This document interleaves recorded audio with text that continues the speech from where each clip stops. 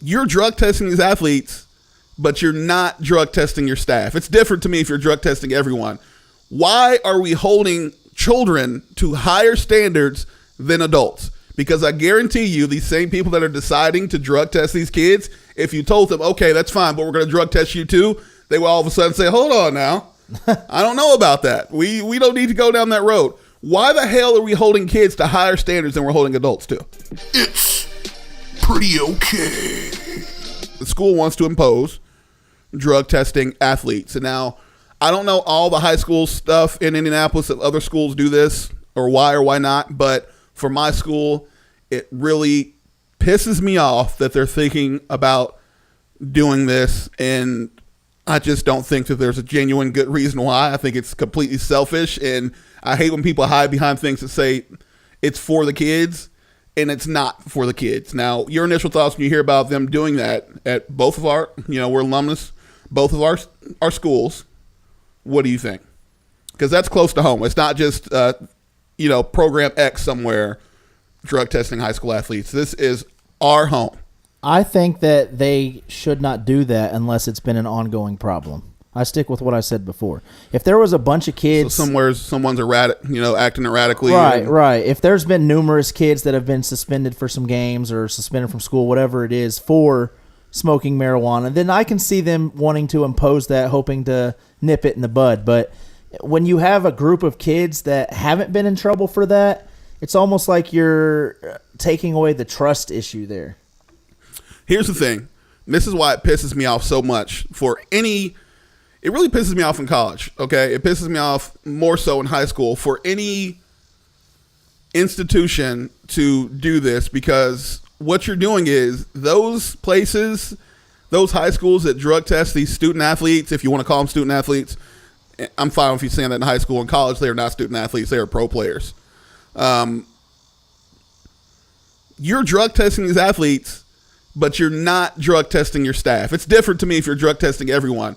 Why are we holding children to higher standards than adults? Because I guarantee you, these same people that are deciding to drug test these kids, if you told them, okay, that's fine, but we're going to drug test you too, they will all of a sudden say, hold on now.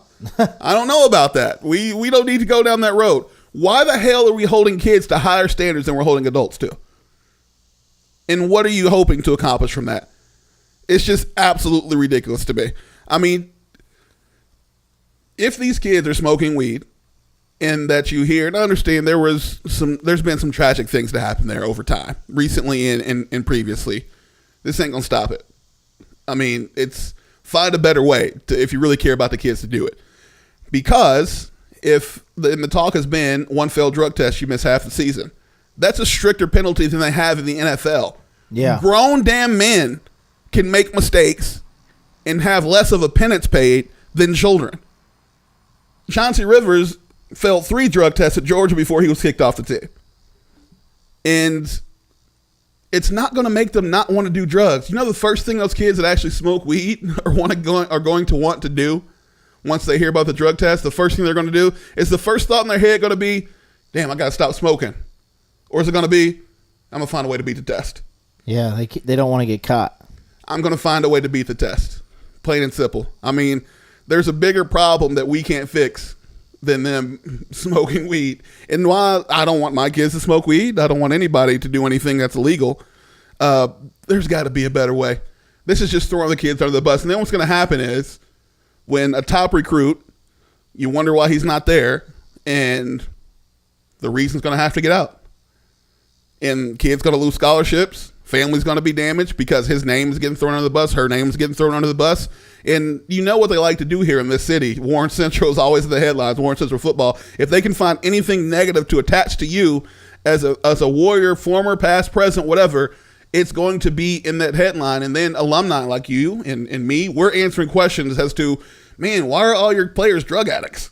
Right. Which isn't true. It's not. But guess what? It only takes one to give a black mark to everybody else, and I am not okay with holding kids to higher standards than adults. Now, I understand you want to help the kids. That's fine. There are other ways to do that. You can't just do this to cover yourself, because I guarantee you, if we drug tested all the players right now in that system, and then drug tested the entire staff, you're going to lose more staff than players. I guarantee it. There's going to be more staff filling drug tests than kids. I wonder if I'd like to hear their reasoning behind this. A lot of people think that, maybe rules haven't been put in place for far too long now, and so when people get to the college or pro levels, they feel like they can get away with more. Whereas maybe they're doing this. I'm just trying to see it from the other side. Maybe they're doing this so that they know that there's strict penalties right off the bat. They don't care about their what do we care if someone goes to IU and gets, you saw what happened with Antonio Allen at IU getting kicked off for, I don't know if he was ever using drugs, but some drug related stuff, possibly selling. The NCAA coaches, they don't care about you smoking weed. They care about you getting caught and not being able to contribute to that program because you're off the field. They don't want you to get arrested because that's something they got to deal with. Marijuana in itself, it is illegal here. That is understood. The things around marijuana are what's harmful. It's not so much the drug itself, I would argue. That's coming from someone who's never smoked it. It's just from the research that I've done. It's not more harmful than alcohol. And you're dealing with, a kid on this side of town might get popped for a drug test and get kicked off the team, but a kid from Carmel can go get 3 sheets to the wind drunk and not get tested for that, and he can get behind a car and kill somebody, and that's different. Or almost kill somebody. If you get those, they have the same problems on the north side of town as they do on the east side of town. So, where a kid here might lose his entire future because he smoked weed at a party once, a kid in Carmel can go out and take 10 tequila shots and be fine to practice the next day. I'd almost even venture to say which is more dangerous. I would almost venture to say that there could be more drugs in the nicer areas. Oh yeah. Because they got mommy and daddy's money, and I'm flashing back to when we were in high school, and I remember there was a specific kid that we knew that he went to Warren, but he had moved to a nicer side of town, and continued to go to Warren, and he was always the one that was supplying all the fun or cool stuff at parties. I'm challenging someone in that building, if this is true. This could be all me gasbagging for something that never, ever happens. This might never happen.